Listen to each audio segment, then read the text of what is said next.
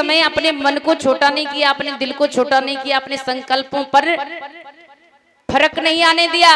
भगवान करुणा सागर बुद्ध सिद्धार्थ हैं, अभी बोधत्व को प्राप्त नहीं किया, बुद्ध नहीं बने हैं। और उन्होंने क्या किया कि वहीं पर, अभी तो बरगद के पेड़ के नीचे समाधि लगाए थे, लेकिन अब उन्होंने उस स्थान को छोड़ा, कुछ दूर और चले, वहां देखा है एक पीपल का वृक्ष लगा हुआ है।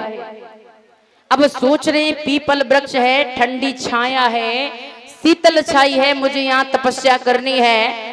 इधर उधर देख रहे हैं, तब तक देखा क्या कि एक घसारा, घसारा जानते? घसारा, घसारा नहीं जानते? घास लेने जाते हैं खेत में, भैंसों के लिए, गायों के लिए घास लेने जाते। एक घसारा निकला, घसारे ने देखा कि भगवान खड़े हैं। भगवान ने उस घसारे को देखा, घसारे ने अपने आप भगवान के लिए आसन बिछाने के लिए घास जो थी, कोमल घास थी, वो उस पीपल वृक्ष के नीचे बिछा दी। भगवान ने जो साथ में 5 मीटर संगाटी लेकर के आए थे बिछाने वाली, ये संगाटी बिछाई उसी घास पर, और उसी घास के आसन पर बैठ करके ध्यान समाधि को लगाया है। ऐसा ही नहीं श्रोता बंधु,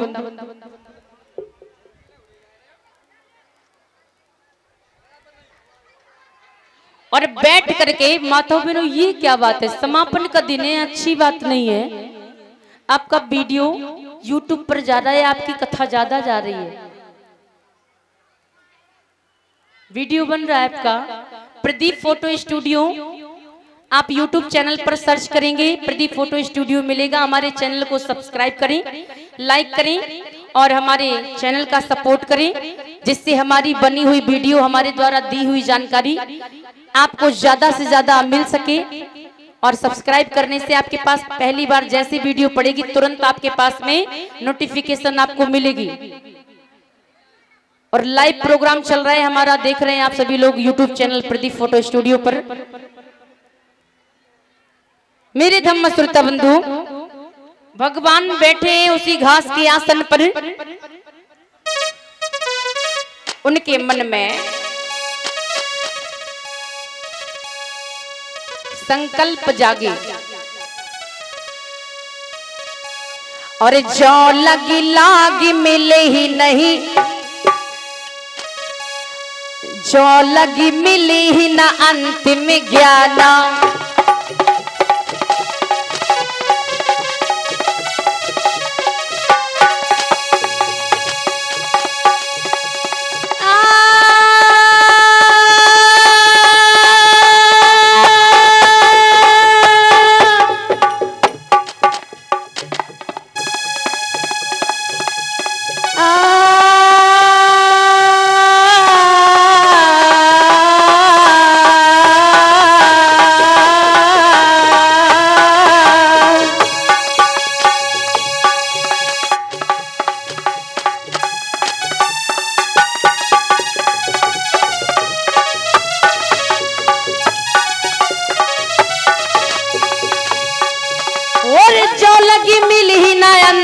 ज्ञाना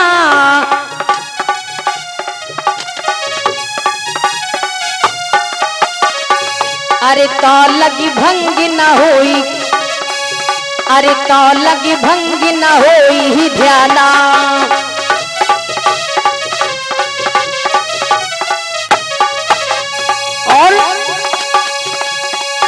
और ऐसी गुनी ध्यान लगावने लागे, ऐसी गुनी ध्यान लगावने लागे। और मारी विकारी विपुल जिय जागे।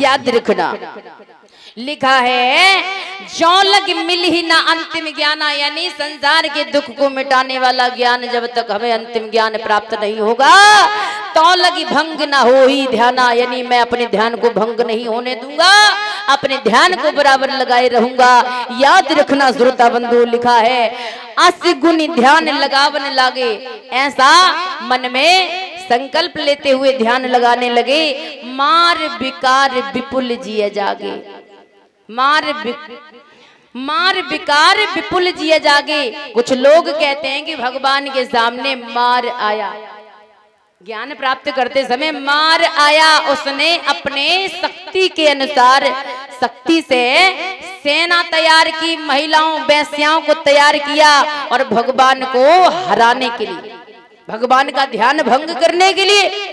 लेकिन ऐसा गलत है। मार जानते हो क्या होता है? मार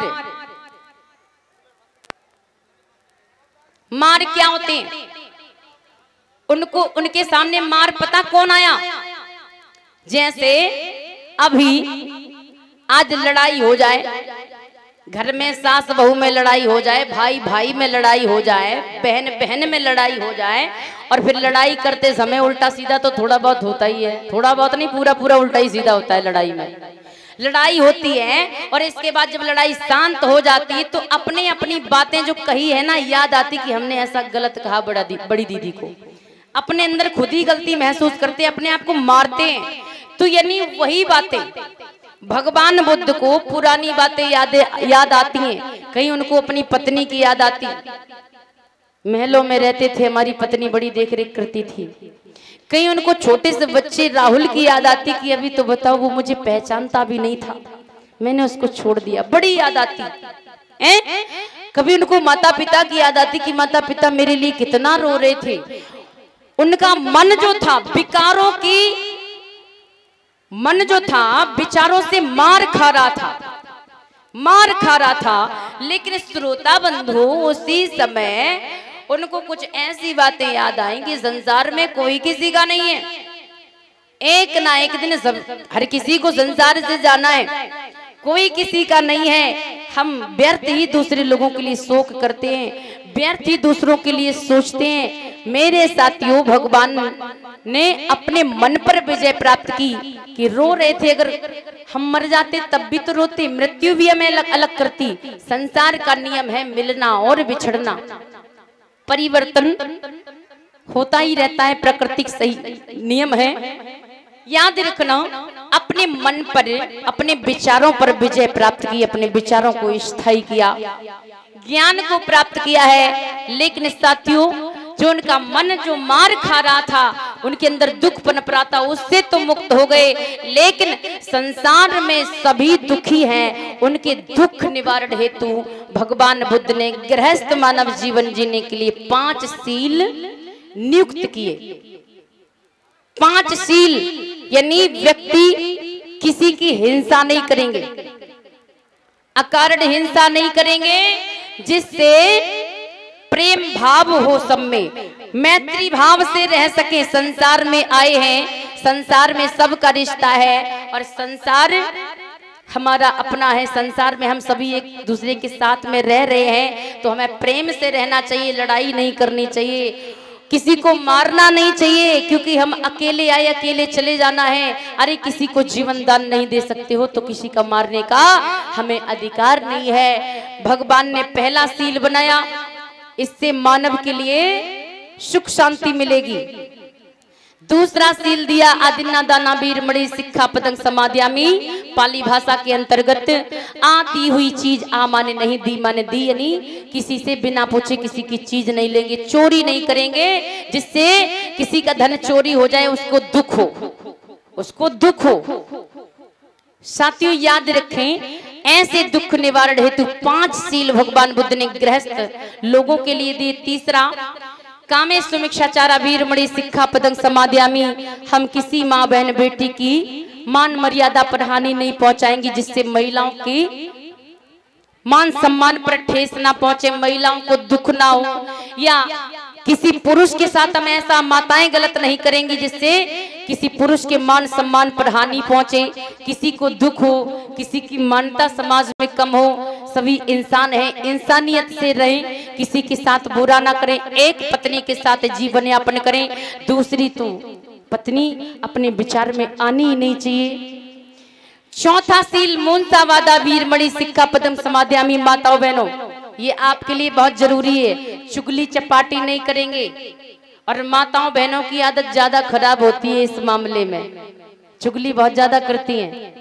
एक कहानी याद आई, एक व्यक्ति ने अपनी स्त्री की परीक्षा ली। माताओं बहनों, परीक्षा कैसी ली कि देखें हमारी पत्नी हमारे लिए कितनी वफादार है, हमें कितना चाहती है। उसने क्या किया, गर्मी का सीजन चल रहा है ना, तरबूज चल रहे, तरबूज, तरबूज जानते हैं? हाँ, ये खरबूजा रखा है, तरबूज होता है उसके अंदर रेड निकलता है, कंदीलो।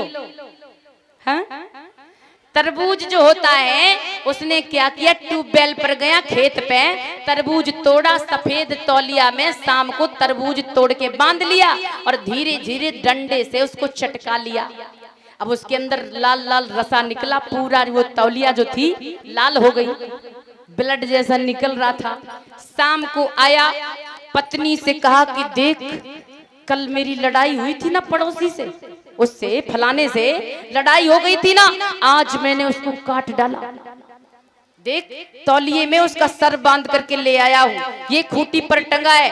पुलिस आ जाएगी, बताना नहीं किसी को, नहीं तो मैं मारा जाऊंगा, पुलिस आ जाएगी। अब सोचना, अब वो स्त्री है, अब उसके अंदर इतनी बात हजम नहीं हो रही, अब उसको रात भर नींद नहीं आई।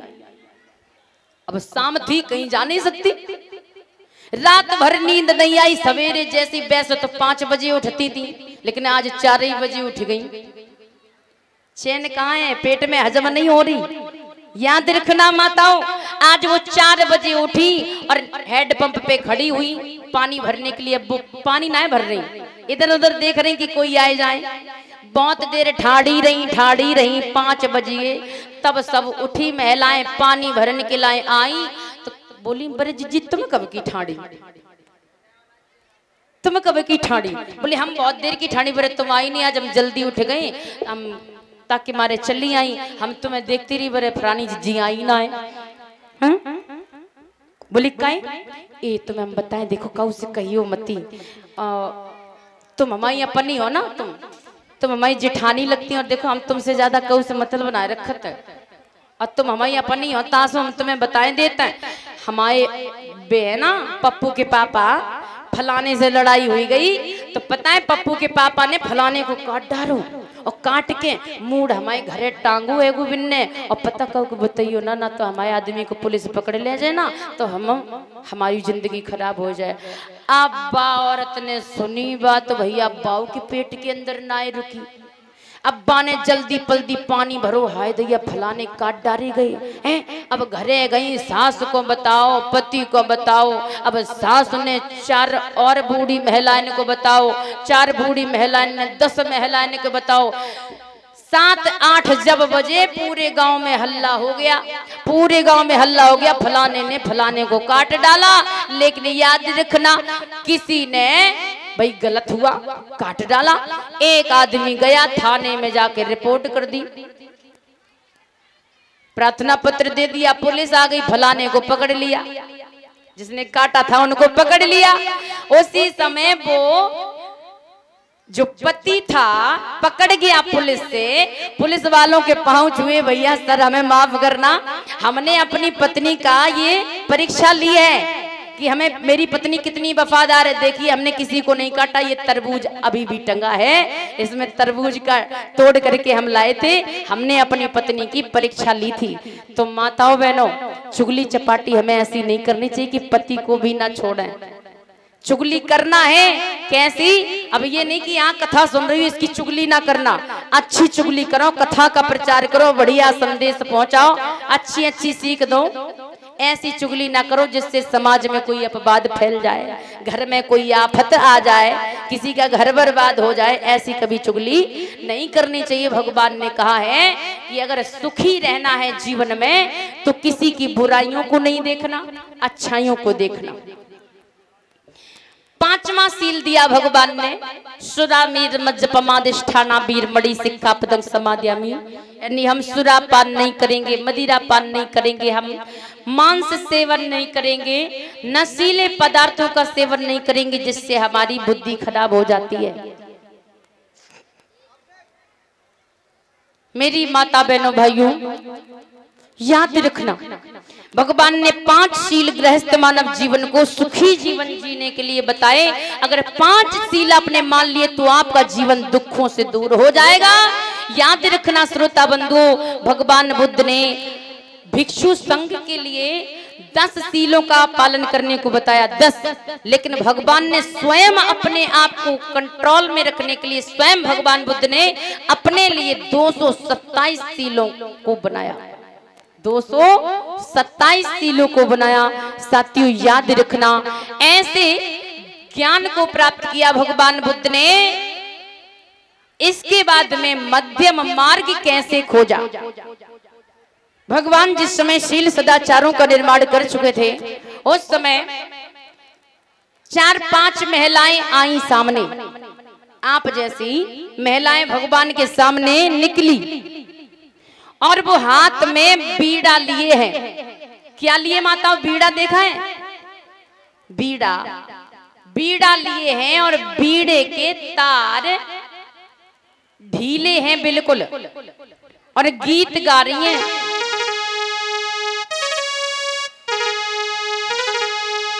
कि मैं तो बुद्ध शरण में जाऊं मेरे वीर, नाय माने मेरो मनवा।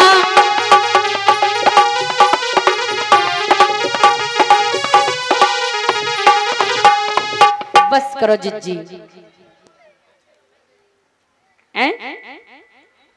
बीड़े के तार ढीले हैं, मोटी आवाज आ रही है, महिलाओं की आवाज पतली है, संगीत अच्छा नहीं लग रहा, संगीत अच्छा नहीं लग रहा। अब दूसरी सखी बोली, बंद कर दे, बीड़ा के तार बड़े ढीले हैं, मोटी आवाज आ रही है, अच्छा नहीं लग रहा है, इन तारों को टाइट कर ले। अब उसने खूब टाइट कर लिए। अब बोली, मैं तो बुद्ध शरण में जाऊं मेरे वीर, नाय माने मेरो मनवा।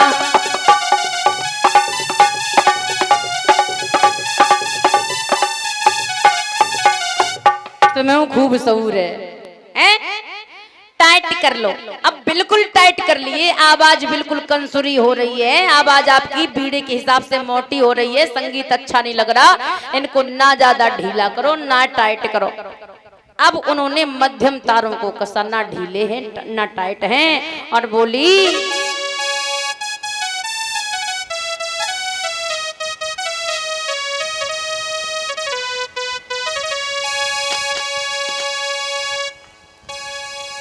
सखी सुन मेरी सखी सुन मेरी सखी, सुन ले मेरी बात, और बीड़ा के तारों को सुर के खींचना खींचना, बीड़ा के तारों को सुर से खींचना, बीड़ा के तारों को सुर से खींचना खींचना, बीड़ा के तारों को सुर से खींचना।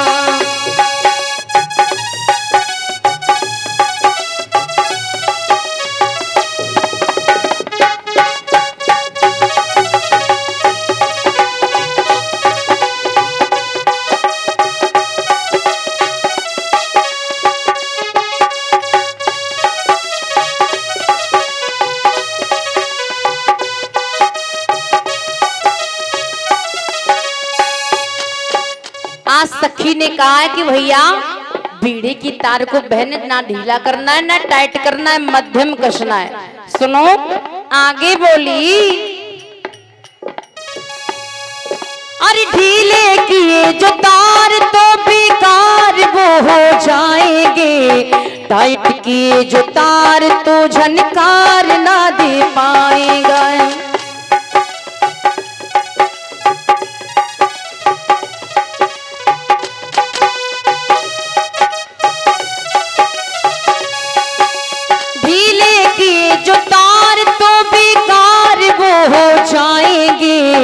टाइट किए जो तार तो झनकार ना दे पाएंगे।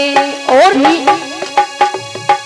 अरे मध्यम बीड़ा के तारों को खींचना खींचना, बीड़ा के तारों को सुर से खींचना, बीड़ा के तारों को सुर से खींचना खींचना, बीड़ा के तारों को सुर से खींचना, बीड़ा के तारों को सुर से खींचना खींचना, बीड़ा के तारों को सुर से खींचना।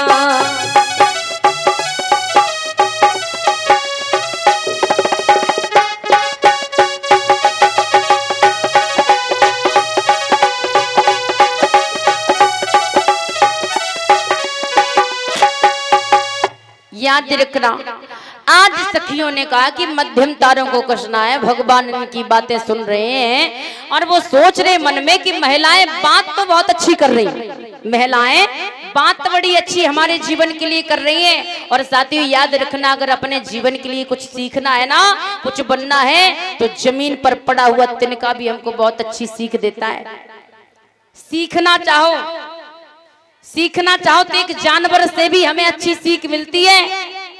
साथियों याद रखना, आज महिलाओं की बात सुन के भगवान को अच्छा लगा।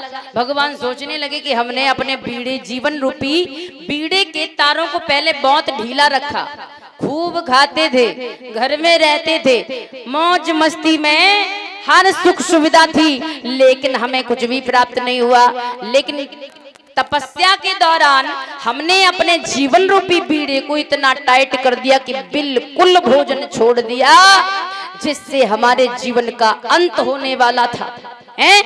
तो यानी हमें बुद्ध ने कहा है कि हमें खाने के लिए नहीं जीना चाहिए। आज हमारे भैया लोग होते ना, पार्टी आ जाए, न्योता आ जाए ना, निमंत्रण, तो बड़े खुश होते हैं, बढ़िया सूट बूट में जाते हैं, खाने के लिए जाते हैं, और घर में रोज चाहते कि बढ़िया बढ़िया मिले, खाने के लिए जीते हैं। लेकिन बुद्ध ने कहा है कि हमें जीने के लिए खाना चाहिए, हमें जीने के लिए खाना चाहिए। हमारे लिए क्या जरूरी है शरीर के लिए, वही खाना चाहिए। याद रखना, भगवान बुद्ध कहने लगे कि इतना ना खाओ पेट खराब हो जाए, इतना कम भी ना खाओ कि कमजोरी आ जाए, जल्दी बुढ़ापा आ जाए। ये 50 मुद्राएं शिवांगी मैनपुरी से चल के आई हैं। बहुत बहुत साधुवाद की पात्र हैं, भगवान करुणा बरसाते रहे।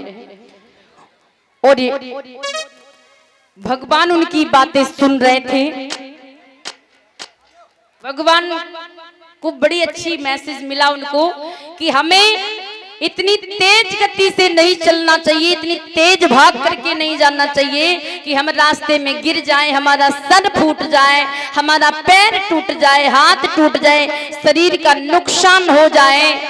हमें इतने धीरे भी नहीं चलना चाहिए कि हमें समय से हम अपनी मंजिल तक ना पहुंच पाए। यानी मध्यम हमेशा चलना चाहिए, मध्यम मध्यम, ना इतनी धीरे ना इतनी जल्दी। स्कूल जाना है, इतनी धीरे धीरे ना जाओ कि भैया गेट बंद हो जाए, स्कूल में एंट्री ना मिले, हैं? और इतनी तेज दौड़ के स्कूल ना जाओ कि रास्ते में रोड पर एक्सीडेंट हो जाए।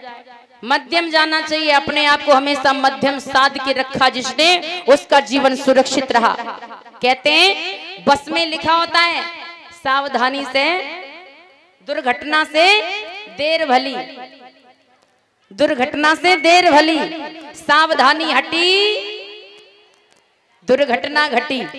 सावधान नहीं रहोगे आपके साथ ऐसा ही होगा।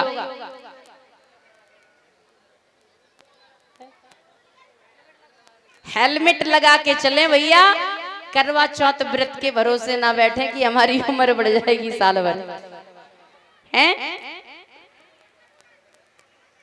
हेलमेट लगा के चलें, माताओं बहनों के भरोसे ना रहना। करवा व्रत रहती ना, उपासी करवा व्रत, पति की उम्र लंबी होती है, 1 साल 1 व्रत में होती है, रिचार्ज कर देती है उम्र का। याद रखना माताओं बहनों, आपको वैज्ञानिक दृष्टि बताते हैं कि अगर पति बीमार हो जाए और तुम दवाई खा लो तो पति को आराम मिल जाएगा? मिलेगा? नहीं मिलेगा। व्रत रहने से, तुम्हारे भूखे रहने से पति की उम्र लंबी हो सकती है? नहीं। अगर दवाई खाने से उनकी तबीयत ठीक हो जाए तो हम मान सकते हैं कि भैया कुछ अपने शरीर से संपर्क है, आपके शरीर से, पति के शरीर से संपर्क है। याद रखना श्रोता बंधुओं, जो करवा व्रत रहती ना, करवा व्रत, वैज्ञानिक दृष्टि के अनुसार डॉक्टर लोग बताते एक दिन निराहार रहने से, भोजन पानी छोड़ने से 4 दिन की आयु कम होती है। इनकी तो जितनी है उतनी बनी रहे है और तुम जल्दी मर जाओ। अपनी आयु कम करती हूँ, पति की लंबी नहीं करती हूँ। याद होना चाहिए मेरी माता बहनों, अगर करवा व्रत रहने से इनकी उम्र ज्यादा होती है, लंबी हो जाती है, तो भैया आपको तो फायदा है। रोज व्रत कराओ, काम पे ना जाओ, परे परे खाओ, उम्र लंबी और जियो। ये हमारे बड़े भाई देवजीत भैया जी स्पेशल 100 मुद्राओं से आशीर्वाद मुझे दिया है। भगवान करुणा बरसाते रहें, सदैव धम्म छाया बनी रहे, धम्म के मार्ग पे जाएं, धम्म ज्योति जलाएं और आप सभी लोगों का स्नेह हमें मिलता रहे। माता, करवा व्रत रहने से इनकी उम्र लंबी होती है ना, तो जे कभी काम पे नहीं जाएंगे। आराम से काम करने की जरूरत ही नहीं, क्योंकि तुम खाती नहीं हो ना। किस लिए पति महाराज काम करते, दिन दिन भर मजदूरी करते, धूप में टंगे रहते, 5-5 मंजिल पे मिस्त्री काम करते, ईंटें तोड़ते हैं, दिन दिन भर मेहनत करते हैं धूप में, तुम्हारे खाने के लिए, तुम्हारे पेट भरने के लिए, बच्चों का पेट भरने के लिए। लेकिन तुम भूखों मरना चाहती हो ना, तो इन्हें तो फायदा ही फायदा है। माताओं ये सोच के कभी करवा व्रत नहीं रहना। एक पत्नी बोली पति से, पत्नी बोली करवा चौथ पे एक साड़ी दिलवा दो। किस लिए करवा व्रत रहती हैं? माताएं बहने पति को बहुत प्यार करती। करवा चौथ पे अगर साड़ी कम अच्छी आई ना तो लड़ाई कर लेती हैं।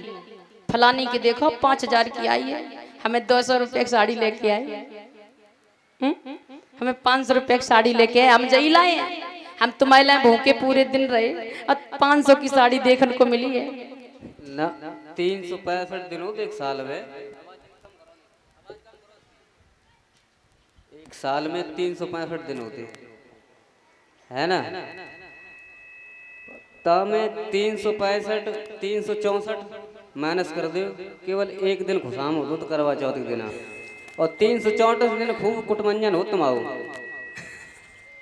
सही बात है, एक दिन पूजा होती है।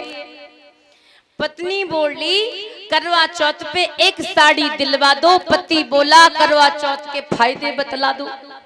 पत्नी बोली करवा चौथ के एक व्रत में 1 वर्ष आएगी, 1 वर्ष उम्र बढ़ जाएगी। लेकिन पति बोला मुझे अपनी उम्र नहीं बढ़वानी है, मुझे अपनी उम्र नहीं बढ़वानी है। तुम्हें नहीं पता है कि तुम्हारी मान लीजिए हमारे साथ में 40 साल कटेगी, 20 साल की उधर हो गई, शादी हुई, इसके बाद 40 साल, बहुत बहुत 45 साल हमारे साथ रहोगी। तुम तो 40 साल की उम्र जियोगी और 40 वर्ष में 40 व्रत आपने रखे तो 40 वर्ष मेरी साल बढ़ जाएगी और तुम तो 40 में ही मर जाओगी। मुझे कहां 40 साल के लिए भटकाओगी।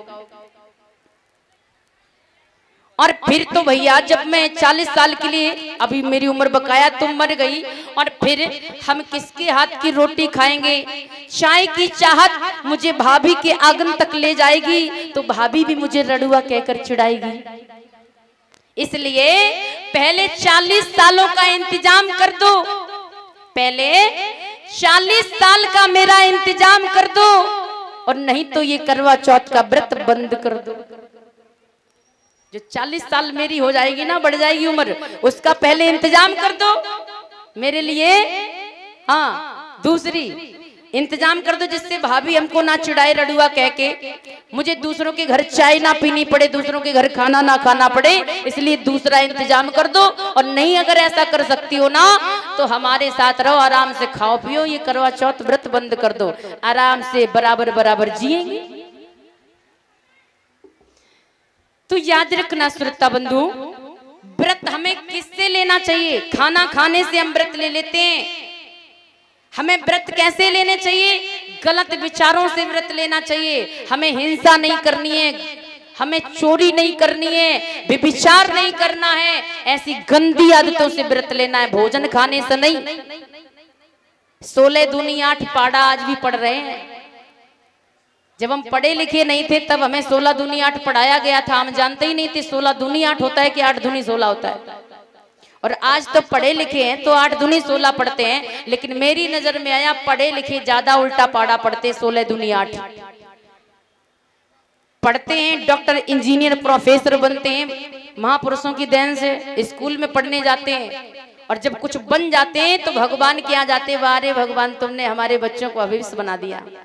परीक्षा होती है, मास्टर के पांव नहीं छूने जाते, पहले मंदिर में जाते, कहते भगवान जी पूरी साल पढ़ाई की है, हम तुम्हें इतनी चढ़ावा चढ़ाएंगे, ऐसी प्रसाद चढ़ाएंगे, 1000 रुपए के लड्डू बंटवाएंगे, भगवान हम पास हो जाएं। जैसे वही एग्जामिनर है, जैसे वही कॉपी जांचने आएंगे, आते हैं भगवान जांचने? नहीं, मेहनत की है, पढ़ाई की है, नॉलेज है, लिखा है, कॉपी अच्छी बनाई है, आपको नंबर मिलेगा।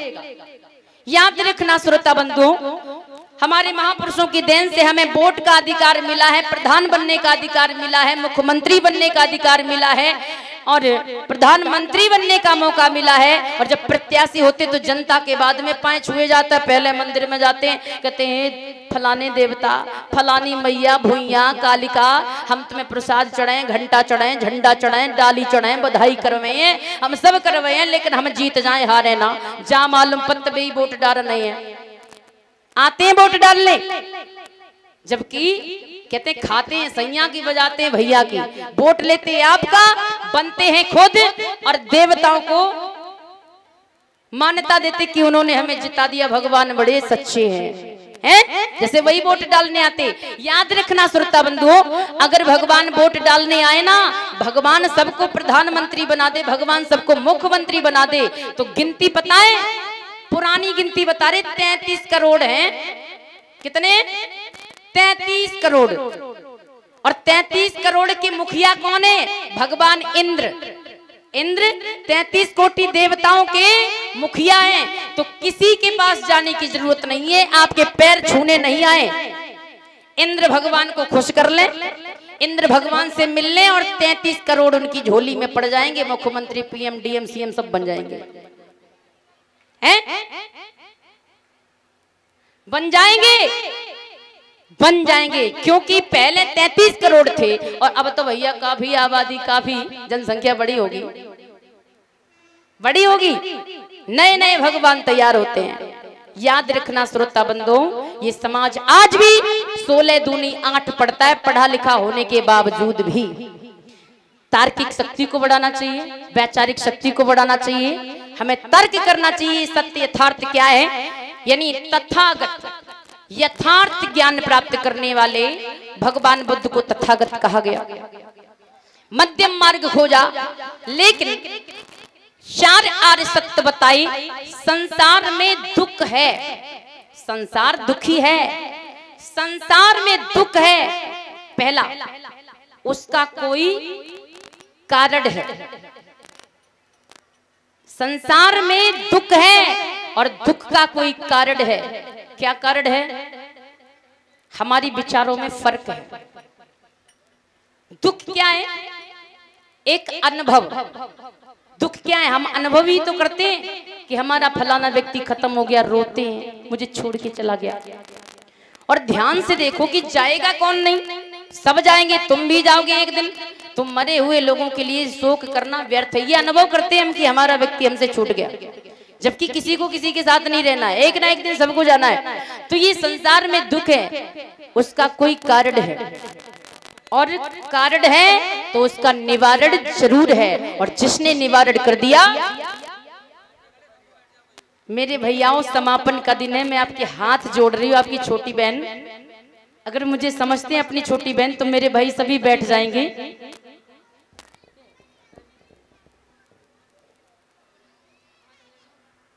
और जिसने दुखों का निवारण कर दिया, वही संसार में अच्छा मनुष्य है। वही सुखी व्यक्ति हो जाएगा। दुख है, दुख का कारण है, उसका निवारण भी है। निवारण जिसने कर दिया वही पक्का बौद्धिस्ट बुद्धिजीवी हो जाता है। मेरे साथियों याद रखें, इसके बाद में भगवान बुद्ध ने 10 पारमिताओं को बताया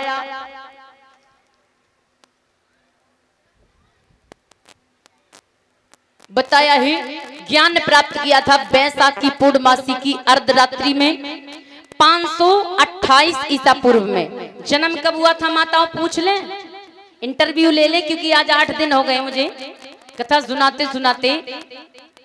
भगवान का जन्म किस ईसा पूर्व में हुआ था?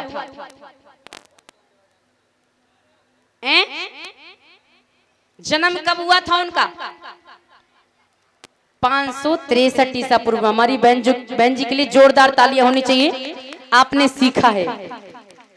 इससे बड़ी हमारे लिए कोई खुशी नहीं है। जो मेहनत करते ना, मुझे गाने का शौक नहीं है, मुझे भागने का भी शौक नहीं है। माताओं बहनों, आपके बीच में आती हूँ, इतनी मेहनत करती हूँ, चिल्लाने का शौक नहीं है। हम भी आराम से घर में रह सकते हैं। मुझे अपने समाज के लिए ये हमारे बड़े भाई मौरपाल अध्यक्ष जी 40 मुद्राओं से आशीर्वाद दिया है। भगवान सदैव करुणा बरसाते रहे और महापुरुषों का शुभ आशीर्वाद मिले। आप सभी लोगों का लाड प्यार स्नेह हमको ऐसे ही मिलता रहे। भगवान ने संबोधि को प्राप्त किया। धम्म को आगे बढ़ाने के लिए भगवान ने पहली पारमिता दान पारमिता बताई है। हम दान करेंगे, सहयोग करेंगे, हमारा धम्म उच्च स्तर से प्रचार होगा और धम्म की तरंगे बढ़ेंगी। भगवान बुद्ध ने इस तरह से 528 ईसा पूर्व में बैसाखी पूर्णमासी की अर्धरात्रि में ज्ञान को प्राप्त किया। संबोधि को प्राप्त करके सम्यक संबुद्ध हो गए।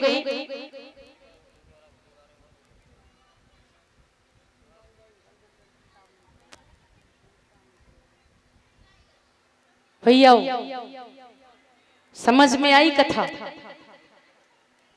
परिवर्तन करेंगे। और माताओं, आपको और सशक्त करने के लिए मैं एक छोटा दृष्टांत दूंगी कि भगवान ने जो विपस्सना बताई। विपस्सना कितने लोग कर चुके हैं? हाथ उठाएं। विपस्सना 2 ही लोगों ने की है, 2 ही लोगों ने की है। माताओं बहनों, आपने की है, बहुत अच्छी बात। बड़ी खुशी हुई मेरी माता जी के लिए, मेरी आंटी जी के लिए तालियां होनी चाहिए कि एक महिला ने विपस्सना शिविर में विपस्सना किया है और 1 से 4 तैयार होंगी। कोई बात नहीं माताओं, मुझे पता है, क्योंकि मैं भी एक स्त्री हूँ, मैं भी एक लड़की हूँ, आपकी बिरादरी से हूँ। मुझे पता है कि महिलाओं के लिए बड़ी उलझन होती है, परिवार में गृहस्थ जीवन में बड़ी उलझन होती है, उनके बगैर घर नहीं चल सकता है। कोई बात नहीं, अगर विपस्सना शिविर नहीं जा सकती हो तो मैं फिर भी एक ऐसा उपाय बताते हैं जिससे आपका जीवन इतना निर्मल हो जाएगा, इतना अच्छा बन जाएगा, जो आप अगर मेरी बात को मानेंगे तो आपका जीवन बहुत सुखी हो जाएगा। आप बहुत प्रसन्न रहेंगे, आप खुश रहेंगे हमेशा। ये बात जरूर सुनना। मैं विपस्सना करने के लिए नहीं बता रही हूं आपको,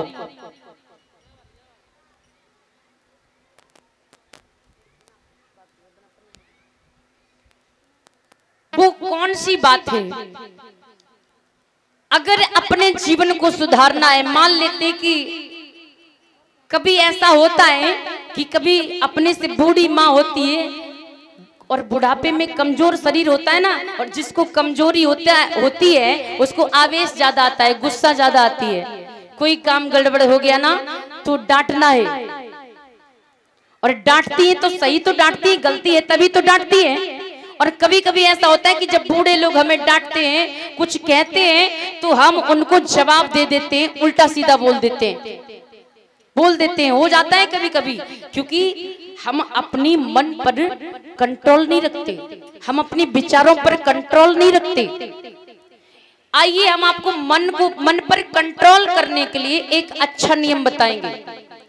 आपको कहीं विपस्सना शिविर में नहीं जाना है, कहीं लखनऊ नहीं जाना, कहीं कानपुर नहीं जाना, कहीं कुशीनगर नहीं जाना, कहीं बोध गया नहीं जाना, कहीं लुम्बिनी बन नहीं जाना, कहीं नहीं जाना, अपने घर रहना है, पूरे दिन काम करना है, घर की व्यवस्था बनानी है, पूरे दिन काम करना है। शाम को जब आपके बच्चे छोटे हैं ना, उनको भी सुलाना पड़ता है, तभी छुटकारा मिलता है? सबको व्यवस्थित बिस्तरों तक पहुंचाना होता है, तभी छुटकारा मिलता है कि अब लाओ थोड़ा आराम कर ले। आप मात्र 30 मिनट के लिए, आधा घंटा के लिए और चारपाई नहीं पकड़ेंगी, सारा काम कर लो, सब काम कर लो, सबको बिस्तर तक पहुंचा दो। मात्र अपने जीवन का, पूरे दिन का आधा घंटा आप 30 मिनट शाम को देना है। आंख बंद करके जमीन पर बिस्तर डाल के और पिंथी लगा करके आंख बंद करके बैठना है, ध्यान लगाना है। किस चीज पे? भगवान की तरफ नहीं, बुद्ध की तरफ ध्यान नहीं करना है। वो तो तुम्हें दिन भर करना ही है, बुद्ध को नमन करते हो, अच्छी बात है, लेकिन अपने मन पर कंट्रोल करने के लिए मैं आपको एक युक्ति बता रही हूँ कि आधा घंटे बैठना है, भगवान को याद करना है, वो कर लीजिए शुरू में, लेकिन काम करना है कि जो आपने सुबह से किया है, मान लेते अच्छा बुरा हम सभी करते हैं माताओं, सब कुछ करते हैं, तो उसी चीज के विषय में हम मंथन करेंगे, चिंतन करेंगे। हम आंख बंद करके बैठे सोच रहे हैं, सुबह उठे थे, दिशा मैदान से फुर्सत हुए, इसके बाद में हमने बुहारू उठाई, झाड़ू लगाई है, सफाई करने के बाद में बाल्टी उठाई, पानी भरने गए, 4-5 महिलाएं मिल गई, आपस में बातें करने लगी। हम आपस में क्या क्या बातें कर रहे थे? क्या कर आई तुम? बोले कुछ भी नहीं, बस मैं तो अभी उठी हूँ, अभी झाड़ू भी नहीं लगी, आज लेट हो गई हूँ। अब वहां से ऐसी बात हुई, पानी भर के हम घर आए, घर आके मैंने नहाया, नहाने के बाद में खाना के लिए माँ से पूछा, मम्मी क्या बनना है? माँ कहने लगी जो भी खाना हो वो बना लो। और मैंने भी कह दिया तुम कभी भी नहीं बताते, मैं तुमसे पूछूंगी नहीं भाई, अगर तुम्हें अच्छी नहीं लगती है ना मेरा खाना नहीं अच्छा लगता, अलग बनाओ खाओ। मैं तो पक गई हूँ तुमसे, मैं परेशान हो गई हूँ तुमसे। अब कुछ अच्छा भी हो रहा है, कुछ गलत भी हो रहा है, अब तुम सोच रही हो दिल में, अब उसी चीज पर विचार करो कि मैंने क्या गलत किया। हमने सास से पूछा कि क्या बनना है माँ? माँ ने ऊंचे सुर में कह दिया, रोज रोज पूछती जो भी खाना है वो बना लो। तो मैंने क्या कहा, खाना है तो खाना, नहीं तो अलग बना के खाना, मेरे से ऊंची आवाज में बात ना करना। ये क्या किया आपने? गलत किया। और जब आप चिंतन करोगे, गलत को गलत ठहराओगे और सही को सही ठहराओगे, तो आपका जो मन है, जो गलती आपको दिखेगी, अपने आप उस पर कंट्रोल करिए कि आज से जो हमने गलत कहा ना, माँ नाराज हो गई, किसी दिन मेरे बच्चे भी मेरे साथ ऐसा कर सकते हैं, मुझे भी बुरा लगेगा। इस चीज पे अगर आपने कंट्रोल कर लिया तो आपकी जो गलतियां है ना, ये सुधरेंगी। आधा घंटे के लिए आप सोच विचार करें, जो भी गलत हो गलत ठहराइए, और दूसरे दिन से जो आपने पहले दिन गलती की है उस गलती को दूसरे दिन ना करें। दूसरा दिन हो, अगर फिर कोई गलती हो जाए, शाम को फिर चिंतन करो क्या सही किया क्या गलत किया।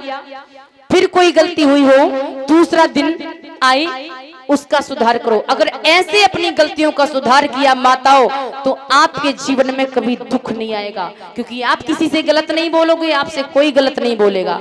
और आपके अंदर अगर सहन शक्ति है ना, सहन शक्ति, तो दूसरा कितना भी लाजवाब बोल जाए, आपके अंदर कभी गुस्सा नहीं आएगा। और जब गुस्सा नहीं आएगा, दूसरी तरफ कितना भी कोई बड़बड़ाता रहे, जब आप ही नहीं बोलोगी तो लड़ाई होगी? नहीं होगी। लड़ाई नहीं होगी, वहां शांति होगी। तो शांति अगर पाना है, सुकूनत की जिंदगी चाहती हो, सुख चाहती हो, दुख नहीं चाहती हो, तो हमेशा अपने मन पर कंट्रोल रखना। और इसी बीच हमारी बड़ी उलझन होती है, उनके बगैर घर नहीं चल सकता है। कोई बात नहीं, अगर विपश्यना शिविर नहीं जा सकती हो तो मैं फिर भी एक ऐसा उपाय बताते हैं जिससे आपका जीवन इतना निर्मल हो जाएगा, इतना अच्छा बन जाएगा, जो आप अगर मेरी बात को मानेंगे तो आपका जीवन बहुत सुखी हो जाएगा, आप बहुत प्रसन्न रहेंगे, आप खुश रहेंगे हमेशा। ये बात जरूर सुनना, मैं विपश्यना करने के लिए नहीं बता रही हूं आपको,